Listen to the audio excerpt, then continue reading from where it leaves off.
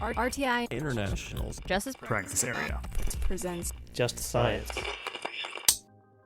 Welcome to Just Science, a podcast for justice professionals and anyone interested in learning more about public health, innovative technology, current research, and actionable strategies to improve the criminal justice system.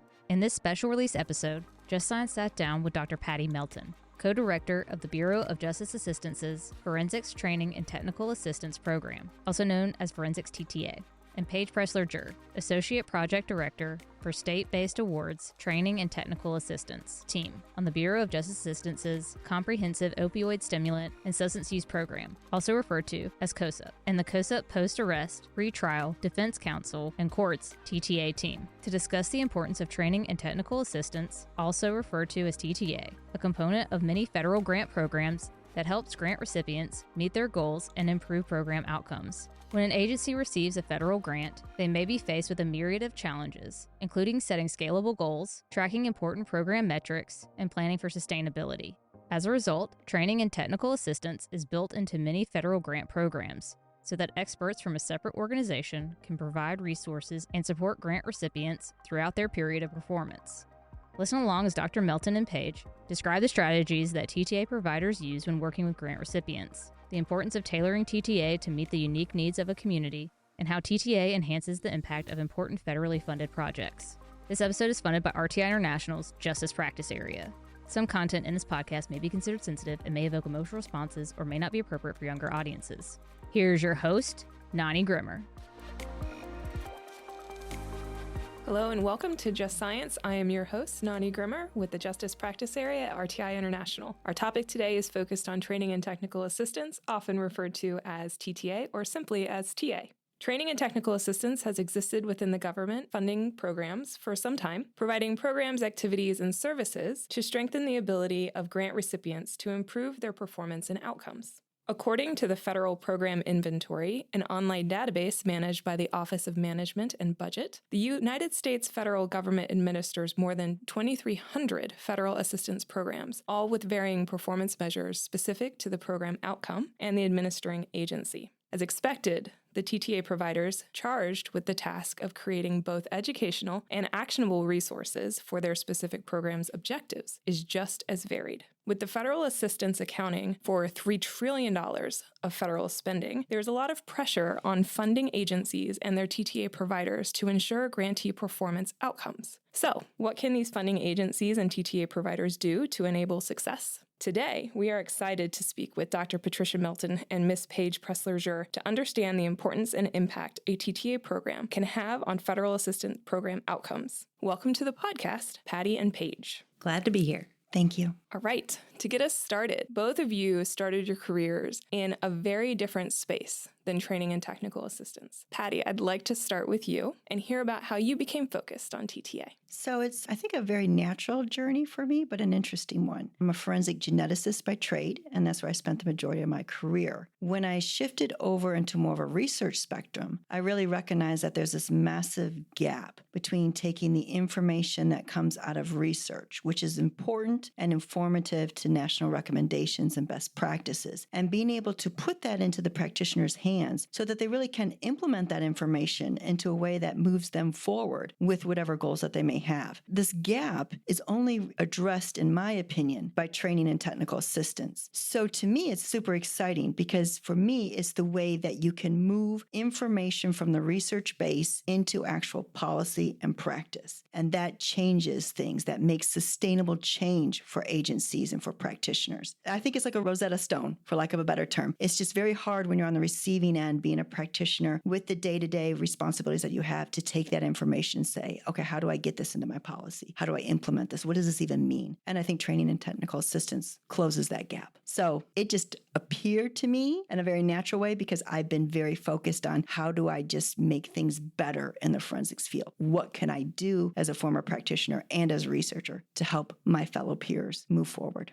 Thank you. And Paige, also from a completely different background, laboratory as well. Can you describe a bit of your journey? Yes, I would say my journey is kind of more about how I found TTA. So I worked in a laboratory for a very long time. And so about 10 years ago, I was managing an air quality laboratory and was just really focused on how it was that we worked with the communities about what they were experiencing with their environment over just the data that we were providing them. And I was really lucky at the time to have a mentor and a director named Dr. Keith Levine, who was also very interested in those same topics. And so we would talk about what is it that the data is telling us in the story. And so through the University Collaboration Office at RTI, we started talking to a tribe in Eastern North Carolina. And we learned from them about what their challenges were with their environment and how they might be able to build capacity in that space and better understand how they could fix things that they were experiencing. And so through those conversations, I put in my first grant that was having them as a partner. And since I'm sitting here, I'm guessing you can guess that it was not successful.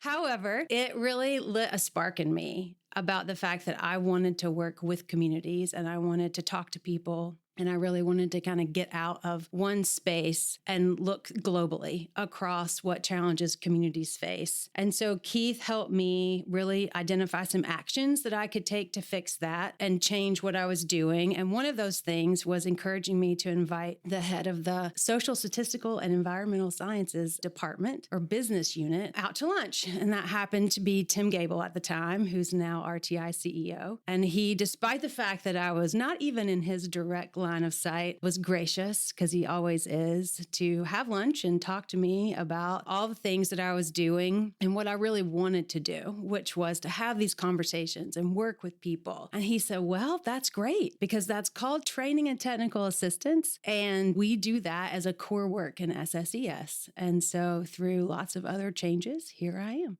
Right. Thank you. Both of you have been working in the training and technical assistance space now for several years, discovering all the trials and tribulations as TTA providers. So, Pattie, I'm going to come back to you. What are some of the common challenges faced by TTA providers when they're structuring a TTA program? I think one of the biggest challenges is recognizing how to make it scalable for the individual grantees and how to really understand their needs. We need to meet them where they are. We need to set up training and technical assistance resources, guidance, and abilities that really are implementable for them and really address their major concerns. And I think it's interesting to think about the fact that these are people who have full-time career jobs and they're very busy. And although they have these types of grants to help them move goals forward, they also are doing a full-time job. So you've got to really recognize, how do you even get them talking about their needs? You've got to build trust. You've got to build a relationship with those individuals, because you're coming into their space offering your assistance, but because you want to tailor it to be very successful for them, you've got to get to know them. And I think that can be a challenge. And I think that looks different whether you're looking at a large agency, a small agency, a cultural aspect like a tribal agency. So you've really got to be sensitive to that. And you've got to think about your plan as far as what you might do with agency 1 may not work with agency 2. So how are you even going to start opening up that bridge and connecting with them?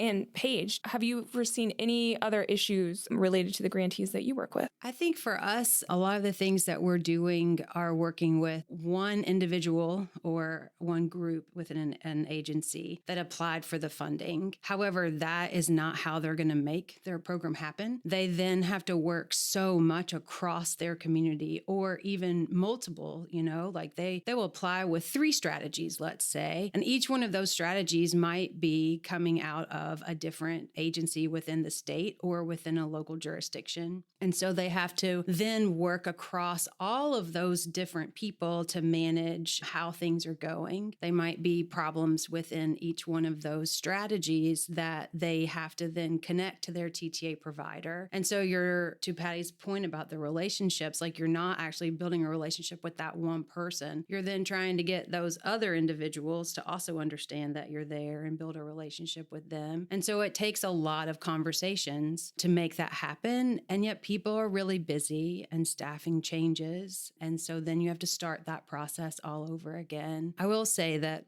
for a while with our client, they started encouraging us to actually take a little bit more of a monitoring perspective. And I fought that for a really long time, not thinking that that was going to be really helpful for those relationships. But I actually see now that it is really beneficial because you maybe are designing your questions with your federal partner that you have and needling in on some of those where the spending is going. And that actually also sometimes helps you identify what those challenges are. And so through that, we've been trying to navigate that space about building the relationships and trying to identify with all the different folks where the problems could be so that you can actually help them. And so that's been something that we've been doing to try to mitigate some of those challenges. And it has been really helpful.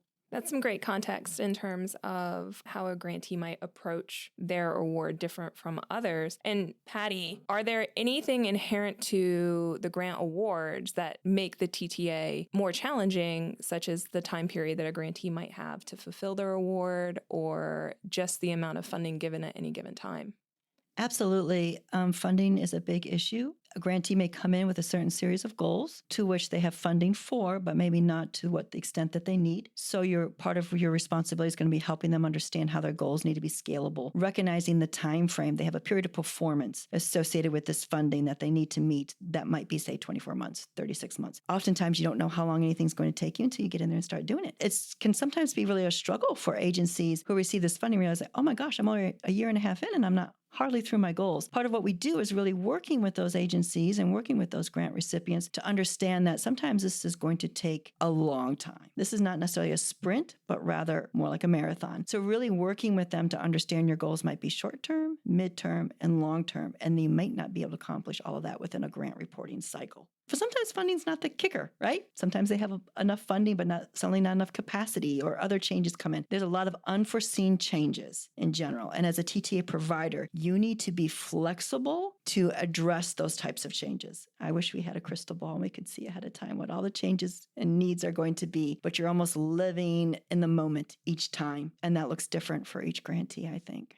So both of you have mentioned some level of tailoring, flexibility, nuances associated with the TTA approaches that you each have set up for your individual programs. Are there key differences in how TTA should be offered? Is there a space for a one-size-fits-all approach at all? Paige, I'm going to start with you. So, yeah, I think a lot of these programs do start pretty small. And so if the federal government is deciding that there's a new challenge, let's say, that could happen, and they really want to focus in right on that, and they maybe have a much smaller program. So they're kicking it off, let's say, with 20 grantees total. I think there is space there for really creating some foundational TA that would be beneficial for those. And then that actually would then help you as the program grows and more grantees come along to enhance that and then get to the point where ultimately you are going to have tailored TA.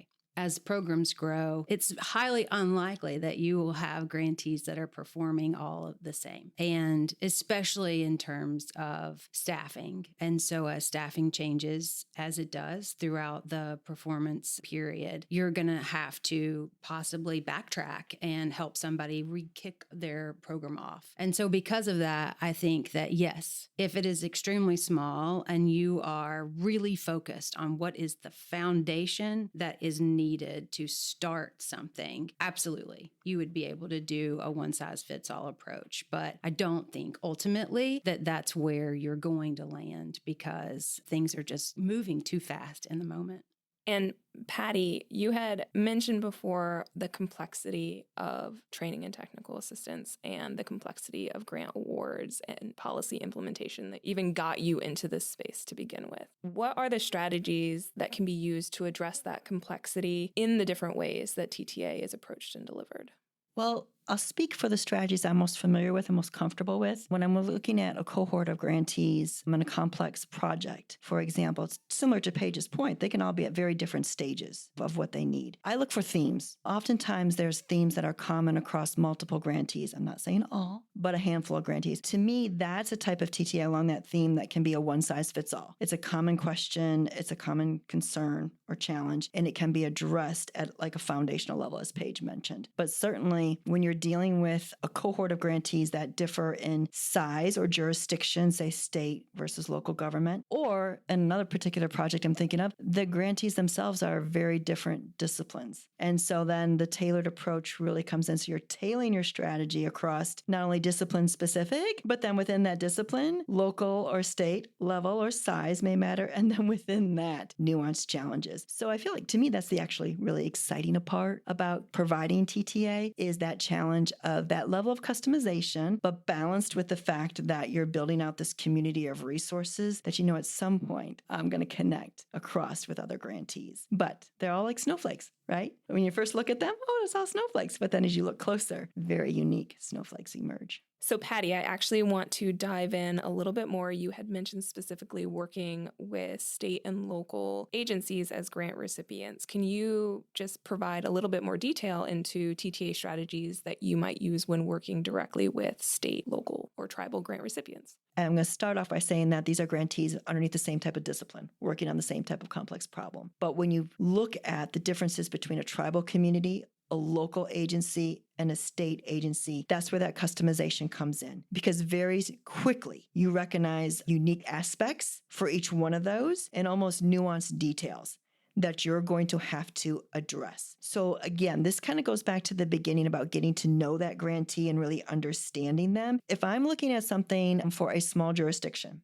I might be tempted to pick it up and plop it right down on a small tribal agency.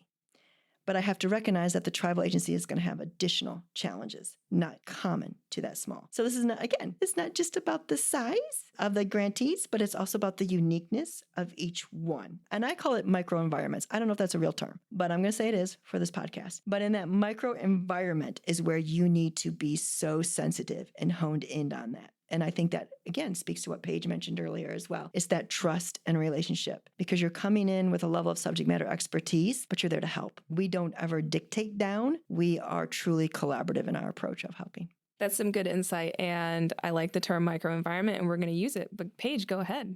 Yeah, I was just going to say, too, because it even gets bigger from there. If you're working at a larger intersection, let's say public health and public safety, within those local governments, you might actually be working with very different types of entities. Just because you might be focused on justice-involved populations, that doesn't mean that you don't need participation by, say, your public health department or your local emergency services. And so then you're even having to learn different languages. And so you're having to tailor what you're saying to actually make sure that you're building that relationship with someone that, again, they might not even be your grantee, but you're trying to help your grantee actually make those connections. And so you're then having to understand what are the nuances within a city or a county or a state that changes those relationships and how they work together and how they're talking to each other across very different disciplines, which it just continues to get more and more complex.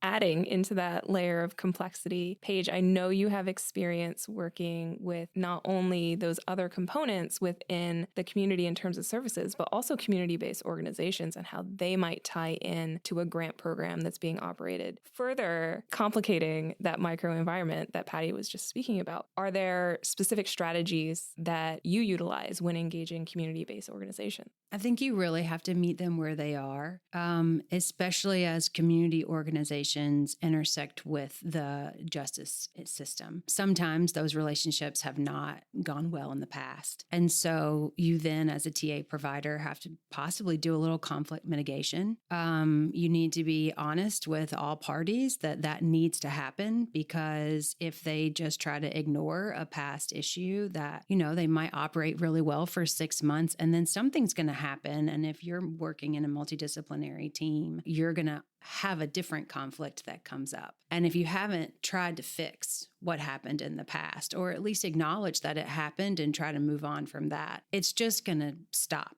the multidisciplinary team from meeting. It might happen slowly. People might just stop coming to the meeting. But at that point, there's going to be a large part of your program that's going to end, because those community-based organizations are really the largest source of the services that you're going to be able to connect people with. For sure, there are a lot of governmental agencies that are able to embed services, and that's great. However, you have to pool your resources across a community, and funding only goes so far. If you're not working well with that community-based organization that provides a very specific thing, like say housing, then the people that you're already trying to help across your community are going to miss out. And so there's a lot in terms of helping to build those relationships, but also in terms of, well, then you also have to look at it from a resources perspective, and you have to make sure that all of your grant requirements the boxes have been checked and potential invoices are done correctly and all of those things. And so it's double-sided. You have the one where you're focused on how do you make the relationship happen, and two, how do you make sure everybody's doing things correctly so that there are no instances where grant management goes awry. So that's a great segue. We've already covered structuring a TTA program and helping grantees set up their program. We're talking about the relationships they need to build in order to have a successful program, and how TTA providers can help tailor their resources. Now getting into the execution of those grants and how TTA can help grantees truly understand and even measure and capture the impact of their program. Pattie, can you speak a little bit more to that?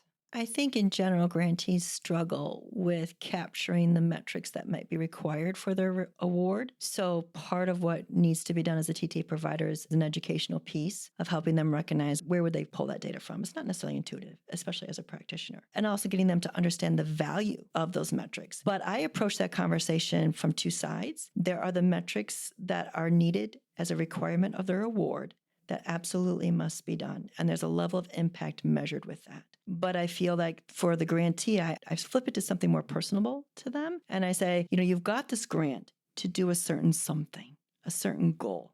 And you're going to have measurements for that goal that the awardee and the grant recipient and such are going to track. But what do you want to talk to your community about? What do you want to talk to your stakeholders about? What do you want to build off of this work? You had a purpose for why you came in for this grant. That's the true impact. How is this moving opinions in your community? How is this advancing that relationship you're having with these other entities associated with the work that you're doing? That level of impact has a different type of metric, and that's typically not a metric captured for the grant. So the first thing when I start talking about this with grantees, the first thing that happens is I got to do twice as much work? Yes, but it's all about impact. It's all about communicating what you have done and how you're making sustainable change in your community. And that's the types of metrics that I think they get excited about. But you still have to do the other ones as well. So we help with both of those. And I think metrics is kind of a researchy type term that doesn't necessarily resonate well with grantees. So I think as a TTA provider, you've got to look again, going back to what Paige said, that language. And when you start talking about impact even and what goals could be on these metrics, then you start building that bridge.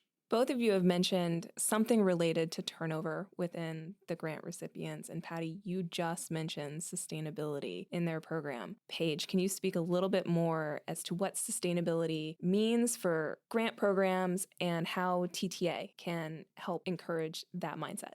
It's a huge conversation and related, the challenges with staffing with sustainability, because one of the problems with these grant-based funding programs is that you are hiring someone on quote unquote soft money. And so if you have not created sustainability to where you can get that job that you then hired actually sustained into the budget of your city or of your agency, then is that person going to stay as they see their period of performance coming to an end? And so thinking about that from the onset, as Pattie said, like it is never just about the metrics that are required by your grant. The program that I support, actually, the metrics do not in any way, shape, or form tell the story of what those programs are doing. And so it's just absolutely imperative that they look at it from how are you going to be able to keep this program going at the end of your period of performance? And if you love this position, how are you going to make sure that that position continues at the end of your period of performance? And those data stories and how you're talking to your city council or whoever it is, your stakeholders, whoever it is that would make those decisions, how are you talking to them and what are you telling them about how things are going? And as TA providers, we can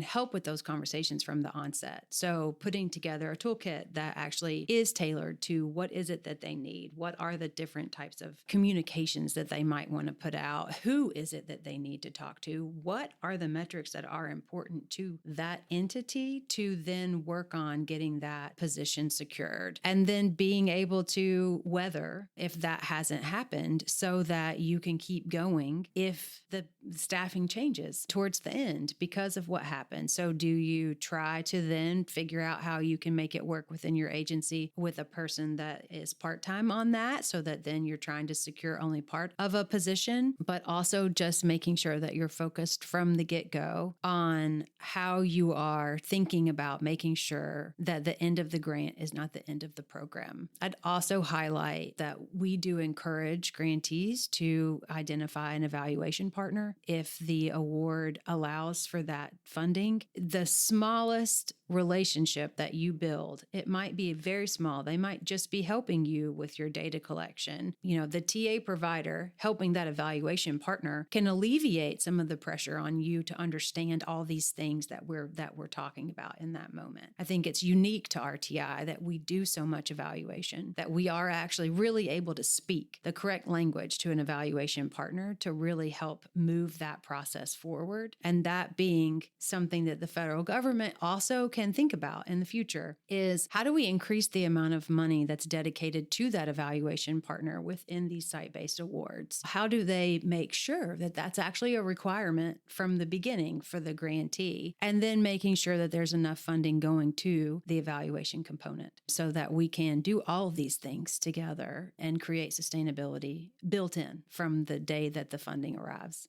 So we've spoken at length about TTA provision to the individual grant recipients, but there's also the other interested party in this relationship, and that is the overarching funding client. And TTA providers act as the liaison and the bridge between the funding client and those grant recipients. So why is a TTA program so critical to a federal program and the overarching impact of that program? I hate to bring up sustainability again, but I'm going to. The reason why the federal government has these awards available to agencies is to make sustainable change. And for me, sustainability, Paige did a great job discussing the nuts and bolts of it and those considerations, but to me, it's legacy. And I think when you have an agency with several champions coming after this grant, because let's face it, that's a team. And a team mentality is individuals collectively together working for a common goal. And when you create that momentum, to me, that's where sustainability is part of that legacy. So from a client perspective of the funder, so from the federal government perspective, they want to see these recipients take this money and actually move those goals forward in a way that we're not going to slip back, and then to continue moving forward.